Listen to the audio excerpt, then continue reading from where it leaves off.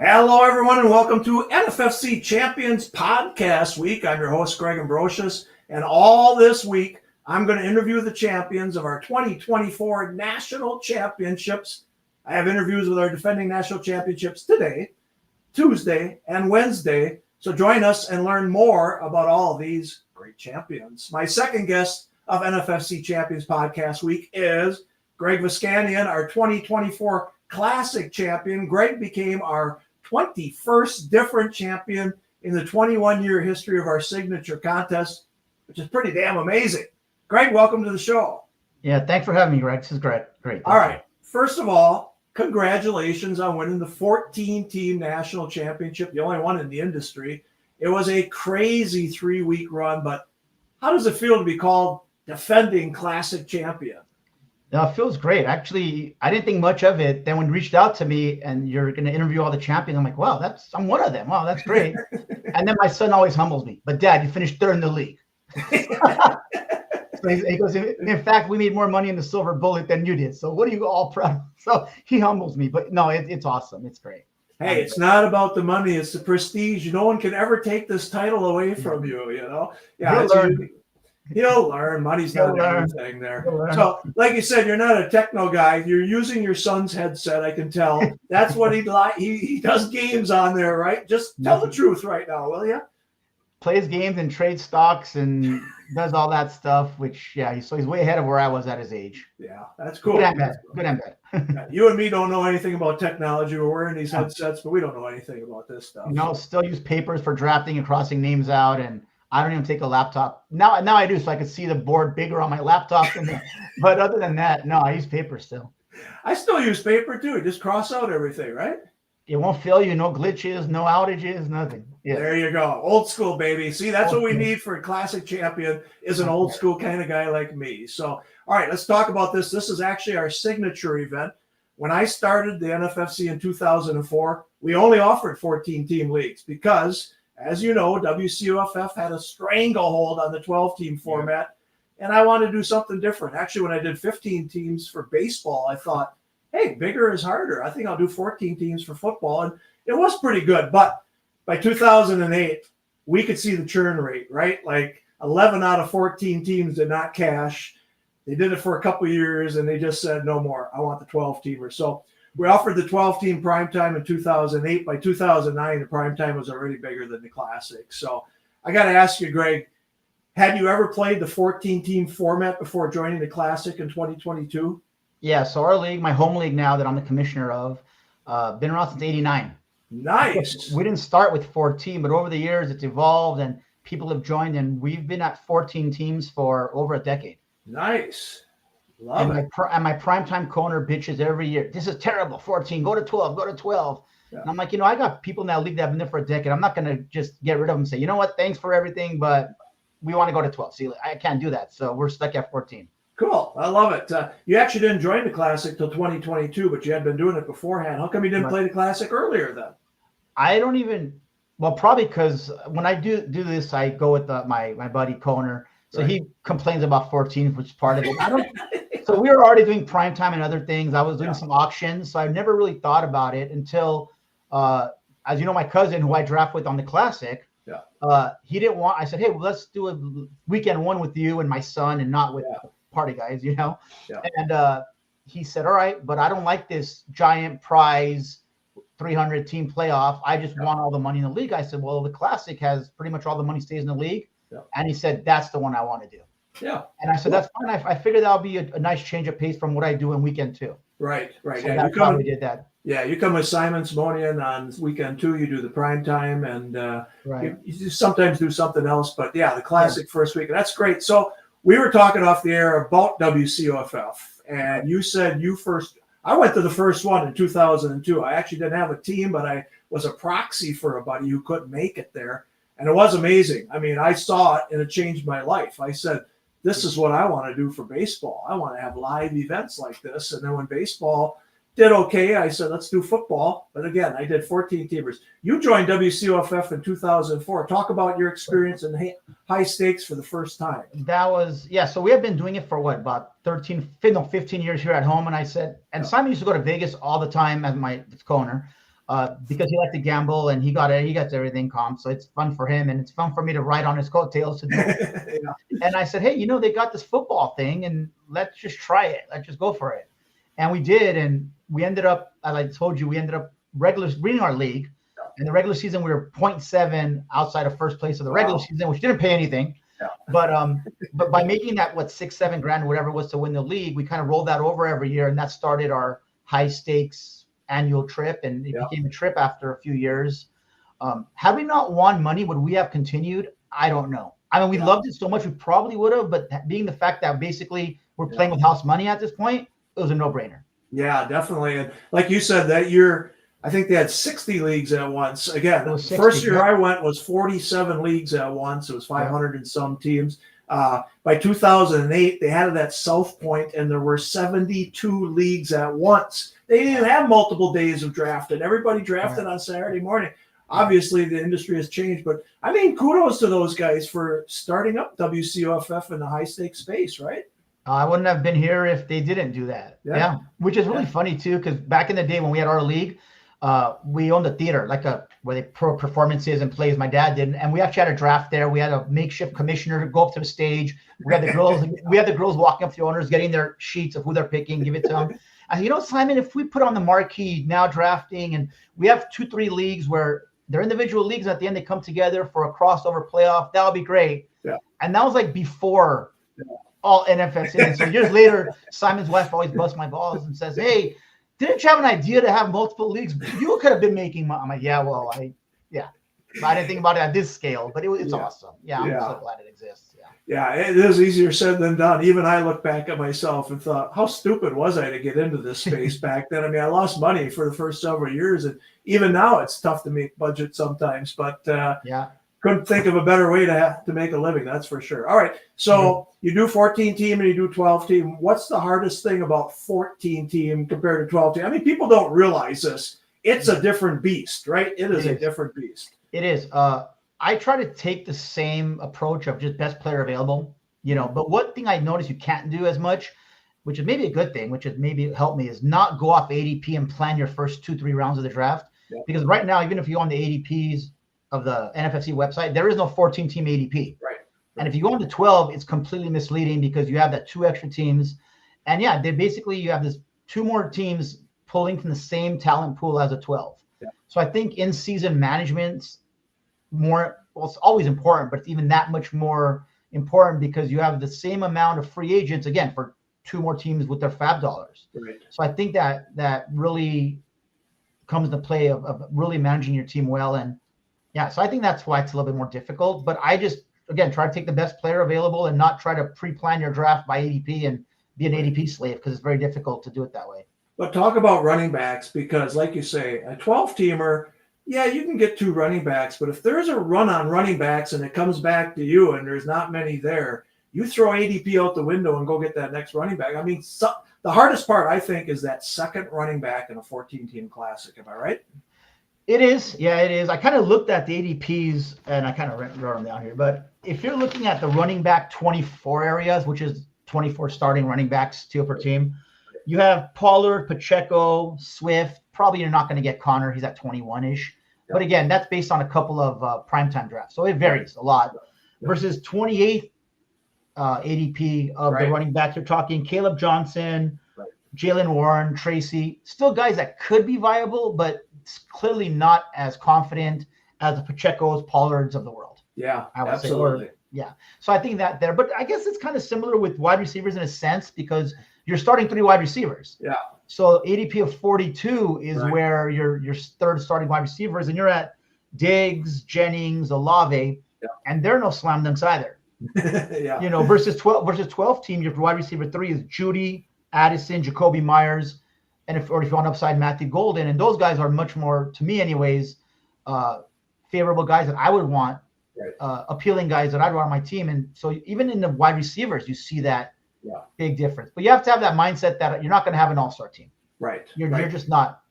Right. So I think the other mindset is everybody leaves with 1 hole in their starting lineup. Like you said, it could be the 2nd running back. It could be the 3rd wide receiver. It could be a tight end, or it could be the flex spot. But you everybody leaves feeling like man, I don't got her made. I got a hole I got to fill somewhere during the season. Is that right?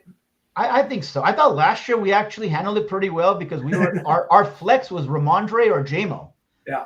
And of course we had injuries, so JMO was a starting wide receiver, not a flex, and Ramondre was Ramondre, so that didn't work out. Right. So we're definitely scrambling. But in that sense, even if you think you got it covered, one injury or one misstep of a player not performing up to where they're supposed to, you got a hole. Yeah. Definitely. You don't have the bench to just just plug this guy, no problem. Yeah. Right. It's so much tougher. It is more difficult. It is more difficult. Yes. Yeah. Classic is fun. All right. So last year, like you said, you brought your son to the first weekend. Yeah. And him and a buddy drafted a silver bullet. They won their league title. Talk about bringing a family member with you and have some. So funny. So it's actually funny. It was two sons. They're both my sons. Oh, okay. So one of them, they're 18 months apart, 20 months apart. So they both go to college. The older one goes to LMU in Southern California where we live. So he drove up with us. Okay. The other one goes to Gonzaga. So we had just dropped him off not even a week before that, starting classes the day before Labor Day weekend that week. Yeah. So he flies in and he comes to the airport. He's carrying this big old those vinyl bags you get on Amazon where you could stuff all kinds of stuff in there. Basically, it's bigger than a rolling suitcase that you have to check in. Right. So I pick it up and I go, how much clothes did you bring? You're here for 3 days. He goes, no, Dad, those are my dirty clothes. You gotta wash it. So I go, where's your clean clothes? I'm wearing them. So I literally had to go and find a laundromat in Las Vegas and wash my son's clothes that he brought. He brought 3 weeks worth of clothes in 4 days he went through.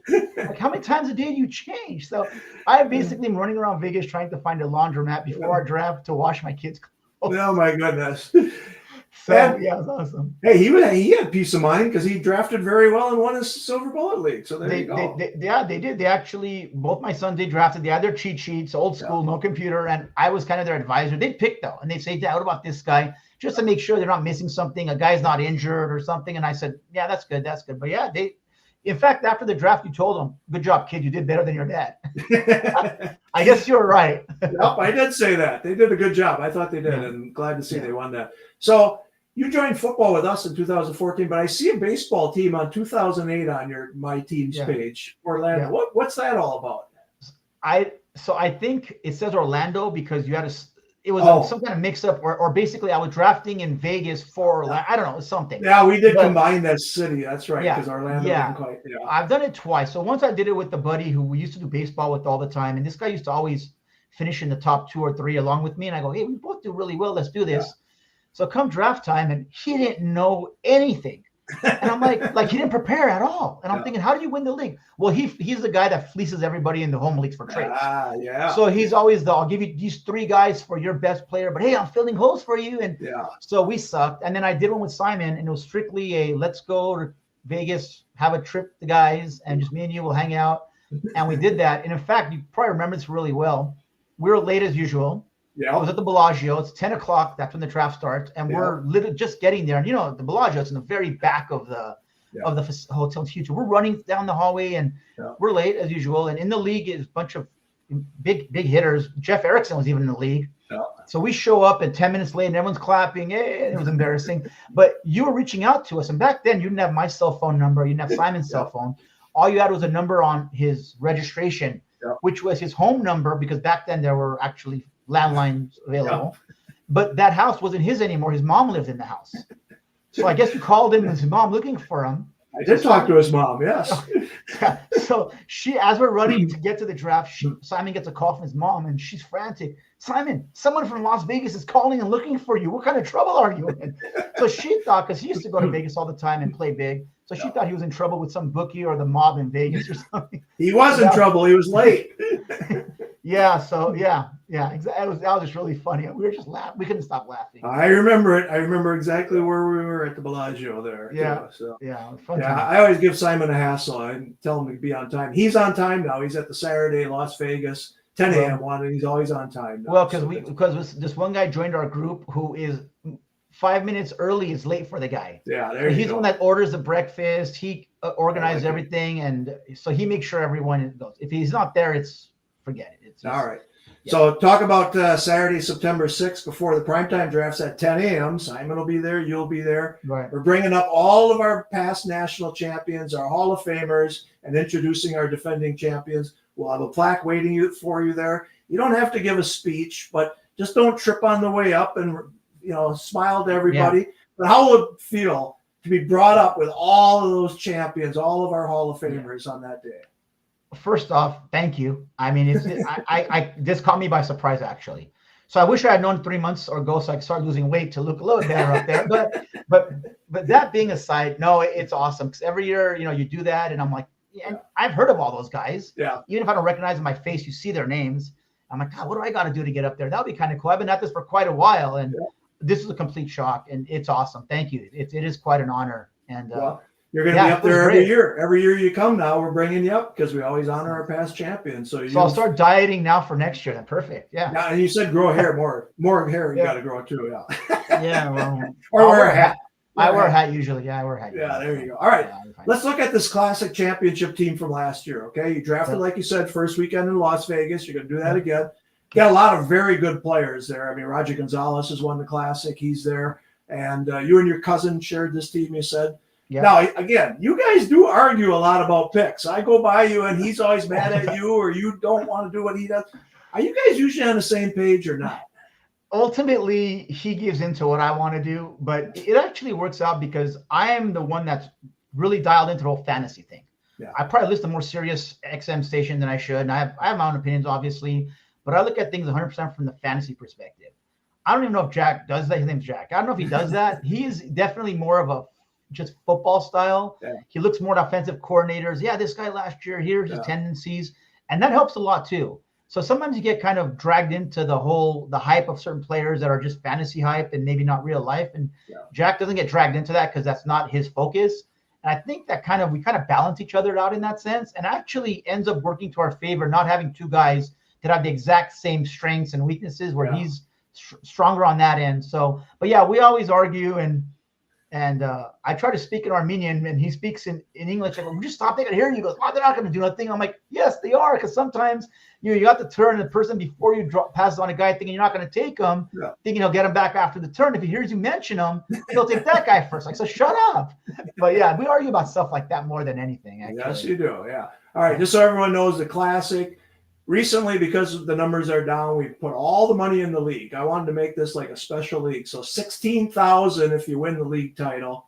I mean, $5,000 for second and $3,000 for third, I think. Yeah. So we really put all the money in the league, and then we have an overall afterwards. I mean, I think next year I will look at maybe making the league split up a little bit more, but it's a good format. So you were 10-4 in head-to-head, which was second best in the league, and then you finished third in points. So you only got 3,000. I mean, you had a really good team, 10-4, and pretty good in points. So you made money right away, not much, but you made $3,000.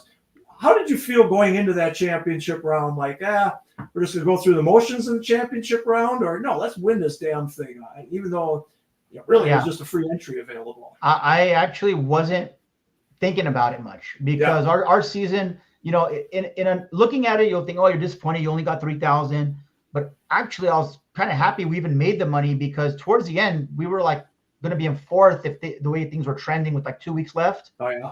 And my son was the one actually, because he's on my page. Dad, you know that Gonzalez has got to do this and Damage has got to do that for you to do this. Like he knew more than I did, what had to happen, which I thought was kind of cool. But just we had a lot of injuries and we had just things not necessarily go our way. And,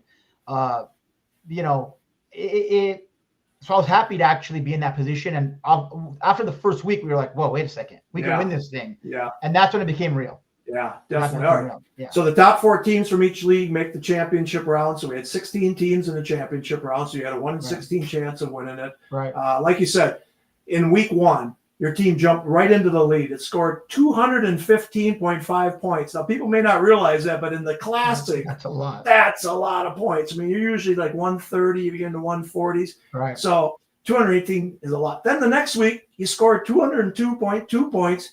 You basically sealed the championship. You were up like 90-some points. Talk about that 2-week stretch, man. It was surreal. Like, I don't think I've scored 215 in either an auction or the prime time or in the RotoWire or any time. So I was like, wow, this is insane. And that's when we started paying attention to really started paying attention and looking at it. But yeah, it was an amazing feeling. Yeah. Just unreal. After the second week, it's because you hear stories about, it comes down to the wire. I think more when it's in the prime time and it's a difference of hundreds of thousands of dollars. Yeah. And, the quarterback kneeled and you were up by 2 points, that's a killer. So I know what happened. It was incredible. So I think that we didn't have to deal with any of that. Was really good. Yeah, for sure. All right, let's just talk about Jared Goff scored 56 points in week 15. Devontae Adams scored 42.8 that week. Then the next week, Goff scored 34.6 points. Yeah. You got 23.8 from the Dallas kicker. Jamison Williams scored 26. Yeah. I mean, again, what was it like just watching all your guys putting insane numbers up? That was, I got to give Jack credit because he's a Detroit homer. In fact, he stopped playing fantasy for like 20 years in between the 89 and now because he just hated it. He just liked to root for his Lions. Yeah. And so even though he's come around on the fantasy aspect, not being a homer drafter, those were his guys. He definitely wanted Goff. I didn't want Goff. He did. Yeah. So I got him credit. But yeah, just watching that, that always happens to other teams, never to your team. Yeah, for sure. And to actually happen to your team where you're like, it's like one after another, it's like, it's an incredible feeling. Yeah, what a surreal feeling. All right, like I said, you had 96.16 point lead over Scott Stauffer heading into week 17. Goff throws up another 34.85 points in week 17. Eagles D gets 23 points. I mean, you finished 54 points ahead of William Dandridge, who won your league. So you finished ahead of him, So, but yeah, it's just unreal. Talk about that feeling when you finally sewed it up, I guess, and you knew you were the national champion. No, it was a great feeling because I've never had that feeling. Like I said, the closest I've come was finishing second overall in a 20 years ago in a league that I didn't pay on regular season. So I think it's a great feeling, and anyone that's been in that situation knows exactly what I'm talking about. If you haven't, you kind of don't. It'll be cool. So I thought it would be cool to win, but once you actually win, it just feels really good. Like all those weeks and those weeks of your wife being pissed at you that you don't want to go pick out tile, it's all worthwhile. So. Yeah, definitely. You told me this was your most enjoyable fantasy season because you were talking with about your team with your son every day. Like you said, he was watching your team and stuff.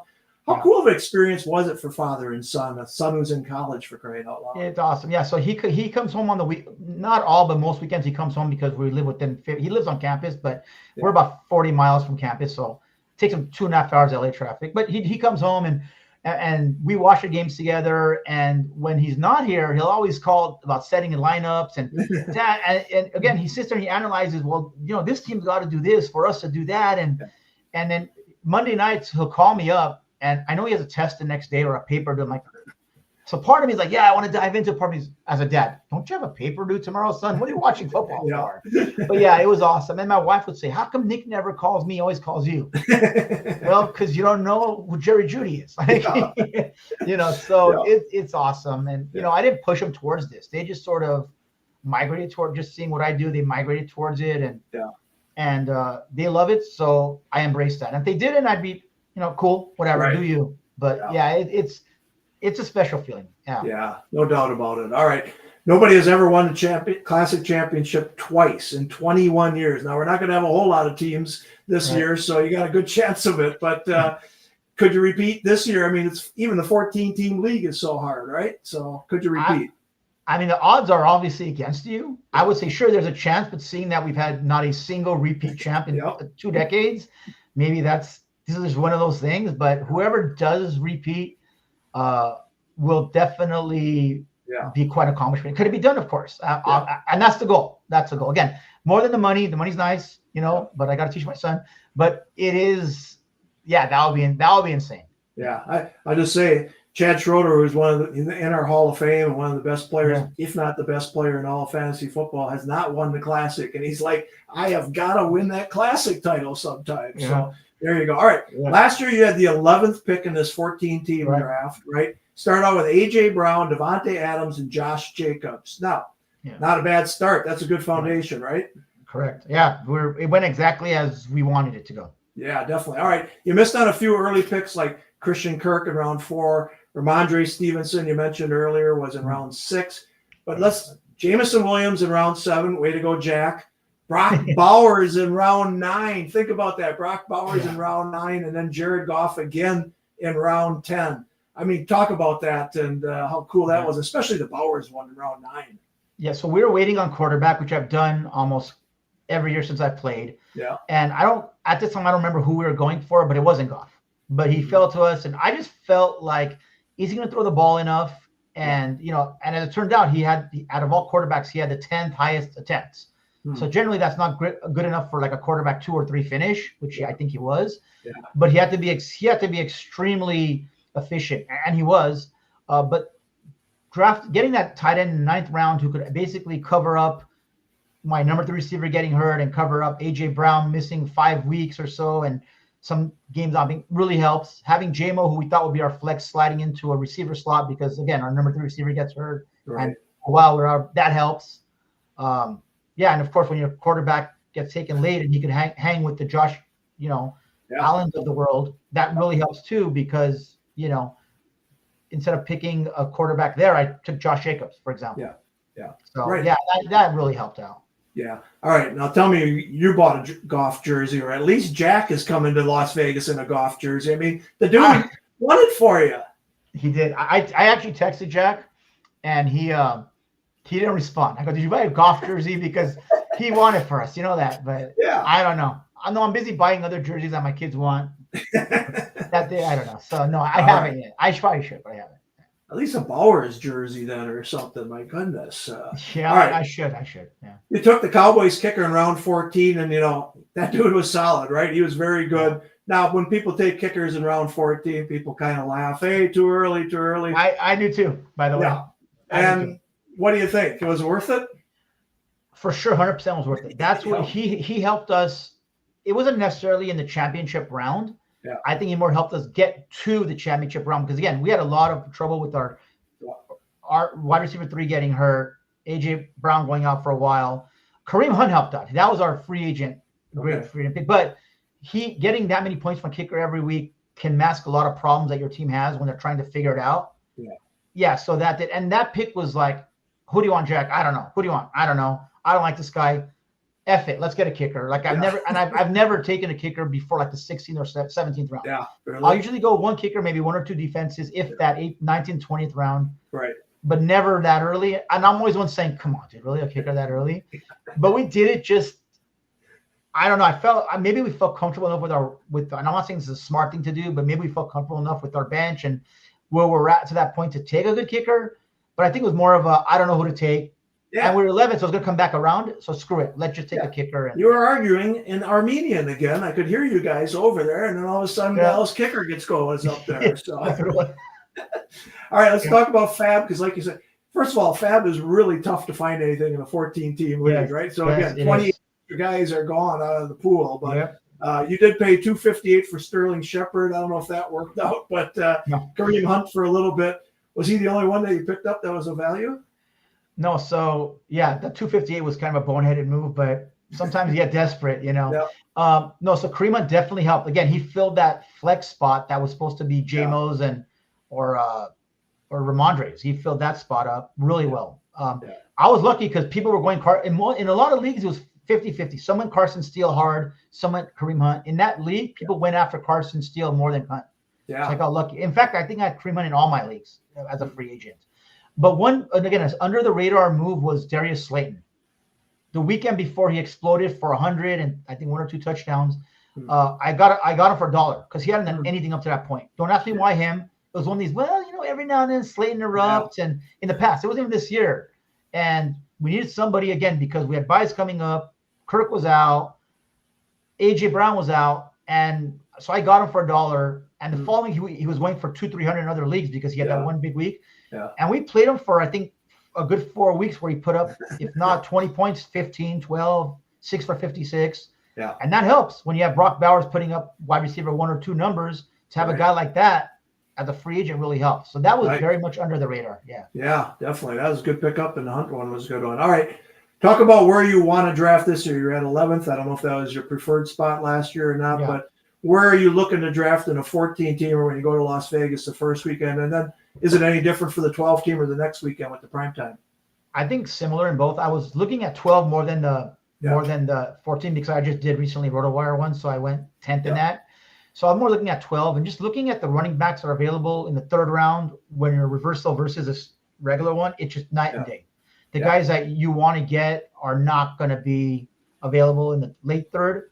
So yeah, it's great getting the Jamar Chase, Justin Jefferson. But then when I look at I go receiver, I'm not exactly thrilled about Marvin Harrison, Garrett Wilson, those guys that are there versus a Drake London or some draft Puka's falling, not the one I did last night, but some is falling.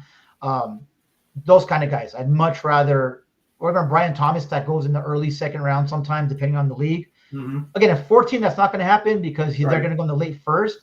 But I think it's kind of the same sort of strategy, the kind of players that are going to be available. So I don't like 14, but 11 in a 14-team league for me is more viable than in a 12-team league. Yeah. But yeah, I think I'm going to go late because of third round reversal.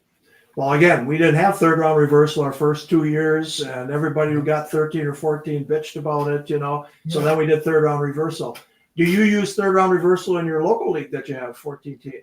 The only thing that I don't mimic my local league, which is 14, scoring's the same, fab's the same. The fab days and times are the same. So that way I streamline everything because there's a lot to handle. Yeah. That's the only thing I haven't mimicked yet is that third round reversal. Really? Yeah. It balances out, especially in the 14 team. I know. I like the end. Yeah.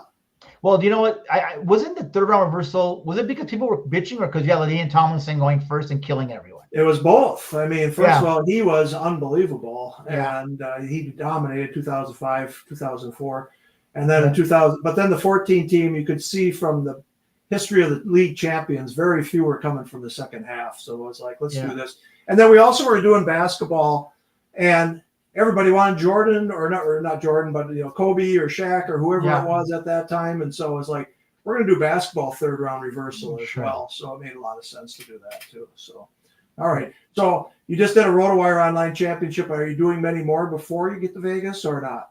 Probably I'll do maybe one or two more. I mean, it's kind of expensive to practice draft for $300, but it does actually help. I mean, I've been doing under, like those best small ones, $3, $5. Yeah. But that's a totally different. That's just seriously, I'm in my car, I shouldn't say it's in traffic, whatever. But that's just whatever, but we are going to do a best ball, which is a serious one with Jack as well. So no, I'm pretty much going to be maybe a couple more RotoWires, maybe one with my son. But we're basically going to do 3 of them weekend 1 and 2 or 3 in weekend 2. Yep. You're going to be busy out there on weekend 1. It's going to be great. We've sold out almost everything for weekend 1, so we're in really good shape there. So, it's an interesting with this rookie class. There's like 13 rookies going in the top 100. And some of these guys, like Ted McMillan right now, they're really starting to move up the draft order here, or the ADP, I should say. Are you eager on rookies, or do you lay away from rookies? Historically, I am not quick to jump on rookies. Last year with I think I did a RotoWire one with my son. With Simon, we did a RotoWire live, and that was like a Friday night, and we took Marvin Harrison as our early second round, and that's very uncharacteristic of me. And I looked, but it worked out with Neighbors, for example. Historically, I not necessarily tight ends as much because I feel if the rookie tight ends go in the 9th round, for example. If you don't hit on them, big deal. 11th, 12th round, free agent, they're all the same. But I've historically stayed away. But I think the game's changing. Where unless I'm mistaken, and I just didn't realize the trend, it seems like rookies are getting a lot more acclimated a lot quicker now. And maybe not out of the gate week 1 or 2, but by midseason, which for our league, hot at the right time towards the end, they're huge. So I think I do need to reevaluate a little bit. But generally, I'm not one of the early adapters of rookies. Yeah. No, you're absolutely right. I mean, we used to work with John Hansen. We did his magazine. He'd always have a third-year wide receiver article where it took them 3 years until they busted out. But these kids are in pro-style offenses right now in college, and they come in, and they just seem like you said, Neighbors was unreal last year. I thought Harrison would have acclimated very good, but I thought their coaching staff did a bad job. But, no, I agree with you. I think the game has changed, and we have to change with it, right? And I think being that dinosaur who drafts off sheets, I'm a little slow sometimes. But so I think that plays into it though. Yeah. But I'm still But I think I've adapted where I have to, but I can be better about that for sure. All right. Well, Greg, thanks for joining me on the podcast. And again, congrats on the title. Good luck in all your leagues. I'll see you in like 10 days out in Las Vegas. Look forward to seeing you, Jack, and your boys. So thanks for joining me today. I could hardly wait. Thanks a lot for having me, Greg. All right, you bet. All right, thanks everyone for joining us today. Our NFFC Champions podcast will The next one's going to be Tuesday at 8 p.m. I'm going to have Frank Matsko. He's our 2024 Best Ball Overall Champion. Then on Wednesday, Mark Cerebro, Jason Emma, our Hall of Famers, primetime defending champions. They're going to join me on Wednesday at 7 p.m. Eastern time. So have a great week, everyone. See you around.